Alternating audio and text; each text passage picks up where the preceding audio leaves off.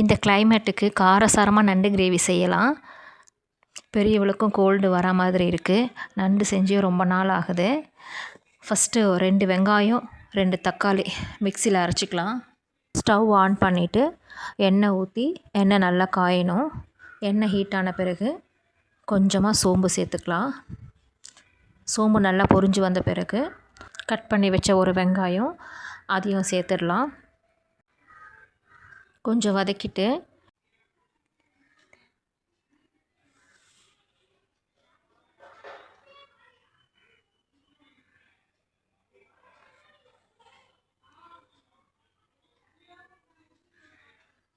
ஒரு table spoon ஏற்கனவே நம்ம அரைச்சி வச்சுருக்கோம் இஞ்சி பூண்டு பேஸ்ட்டு 1-1.5 ஸ்பூன் போட்டால் நல்லாயிருக்கும். இஞ்சி பூண்டு பேஸ்ட்டு லைட்டாக வதக்கிட்டு வெங்காயத்து கூடவே ஒரு 4-5 பச்சை மிளகா, நம்ம காரத்துக்கு ஏற்ற மாதிரி தான் 4-5 பச்சை மிளகா அது கூடவே சேர்த்து நல்லா வதக்கிடலாம். எண்ணெயில் வாசனைக்கு ஒரு 2 கருவேப்பிலையும் சேர்த்து வதக்கிட்டு ஒரு தக்காளி நறுக்கி வச்ச தக்காளி சேர்த்தா போதும். அந்த தக்காளியும் அதிலேயே சேர்த்து கொஞ்சம் வதக்கிடலாம். நம்ம ஏற்கனவே அரைச்சி வச்சுருக்கோம் இல்லைங்களா வெங்காயம் தக்காளி பேஸ்ட்டு, அதையும் இதனுடைய சேர்த்து பச்சை வாசனை போகிற அளவுக்கு வதங்கணும்.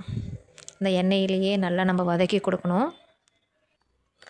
இந்த நண்டு மட்டும் எப்போவுமே நம்ம செய்யும் போது தான் க்ளீன் பண்ணணும். மீன் க்ளீன் பண்ணி வைக்கிற மாதிரி ஏற்கனவே க்ளீன் பண்ணி வைக்கக்கூடாது. அந்த மாதிரி வச்சா ஒரு மாதிரி சல்லுன்னு ஆகிடும்னு சொல்லுவாங்க. நம்ம செய்யும்போது டக்குன்னு இந்த பக்கம் வதக்கிட்டு இருக்கும் போதே நம்ம க்ளீன் பண்ணிக்கலாம். நண்டு ஈஸி தான் க்ளீன் பண்ணுறது. நண்டு பார்த்திங்கன்னா ரொம்ப பெருசாக இருக்குது, நல்லா கனமாகவும் இருக்குது, நல்லாயிருக்கு நண்டு. இங்கே வந்து 1 கிலோ 400 ரூபா. உங்கள் ஏரியாவில் எப்படின்னு சொல்லுங்கள் ரேட்டு. தொக்கில் நம்ம வந்து அரைச்சி வச்ச பேஸ்ட்டு எல்லாம் நல்லா வதங்கிடுச்சு. இப்போ ஒரு நண்டாக நம்ம கிரேவியில் போட்டுடலாம். ஒரு நண்டாக நல்லா சேர்த்து 1 கிலோவுக்கு என்ன ஒரு 8-9 நண்டு நின்றுச்சு. இல்லை கிரேவியில் ஒன்றா எல்லா நண்டையும் சேர்த்து வதக்கிடலாம். கொஞ்சம் மிக்ஸ் பண்ணுறதுக்கு முன்னாடி ஒரு 1/2 ஸ்பூன் மஞ்சத்தூள் சேர்த்து நம்ம மிளகாத்தூள் ஏற்கனவே பச்சை மிளகா ஒரு 4-5 போட்டுக்கிறோம், மிளகும் போட போகிறோம். ஸோ அதுக்கேற்ற மாதிரி காரம் பார்த்து போடுங்க. மிளகாத்தூள் ஒரு 3 ஸ்பூன் போட்டுக்கிறேன். எங்களுக்கு மிளகு காரம் தான் பிடிக்கும் மிளகாத்தூளை விட. உப்பு நம்மளுக்கு தேவையான அளவு போட்டுக்கலாம். உப்பு கொஞ்சமாக போட்டுக்கிட்டு இதை நல்லா காரத்தோட மசாலாவோட நண்டு நல்லா கிளறி விடலாம். மசாலாவும் நண்டும் ஒன்றா மிக்ஸ் ஆகணும். ஒரு 2 பெரட்டி நம்மளுக்கு தேவையான அளவு தண்ணி ஊற்றிக்கலாம். எவ்வளோ நம்ம கிரேவி வேணுமோன்னு பார்த்துட்டு, ஏற்கனவே சாம்பார் வச்சுட்டேன் நான், அதனால் எங்களுக்கு கிரேவி கொஞ்சமாக இருந்தாலே போதும். கொஞ்சம் தண்ணி ஊற்றிக்கிட்டு நண்டு வேகிற அளவுக்கு இருக்கணும். தண்ணி அந்த கிரேவி எல்லாம் மிக்ஸ் ஆகிற அளவுக்கு நல்லா மிக்ஸ் பண்ணி கொடுக்குறேன். அப்புறம் தேங்காய் நான் ரெடி பண்ணிக்கிறேன். தேங்காய் மிளகுலாம் போட்டு அரைப்பேன். ஸோ தேங்காய் உடச்சி தேங்காய் தண்ணி கொஞ்சம் இருந்தது. வீட்டில் யாரும் இல்லை, எல்லாம் வெளியில் போயிருக்கிறாங்கன்றதுனால இன்றைக்கி தேங்காய் தண்ணி எனக்கு தான். எல்லோரும் இருந்தாங்கன்னா ஆளுக்கு ஒரு வாய் குடிச்சிடுவோம். நண்டு நல்லா வெந்திருக்கான்னு பார்க்கலாம். நல்லா வாசனையாக இருக்குது பாருங்கள். கிரேவியோடு சேர்ந்து நண்டு நல்லா வாசனையாக இருக்குது.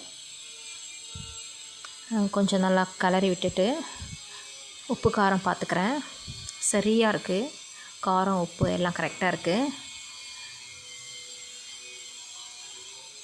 காரம் வேணும்னா நம்ம கொஞ்சம் லைட்டாக மிளகு கொஞ்சம் இன்னும் கொஞ்சம் அதிகமாக ஆட் பண்ணிக்க வேண்டியது தான். தட்டு போட்டு மூடிட்டு இப்போது நம்ம தேங்காயும் மிளகும் அரைச்சிக்கலாம். மிளகு காரம் வேணுன்றவங்க அதிகமாகவே போட்டுக்கலாம், நல்லாயிருக்கும் நண்டுக்கு.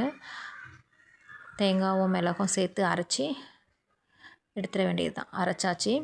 இப்போது நண்டும் நல்லா வெந்து வந்திருக்கு. இந்த கிரேவியில் நம்ம அரைச்ச தேங்காயும் மிளகையும் சேர்த்து ஒன்றா கிளறிட வேண்டியது தான். கிளறிட்டால் நம்மளுக்கு நண்டு கிரேவி ரெடி ஆகிடும். கொத்தமல்லி போட்டு இறக்கிட வேண்டியது தான்.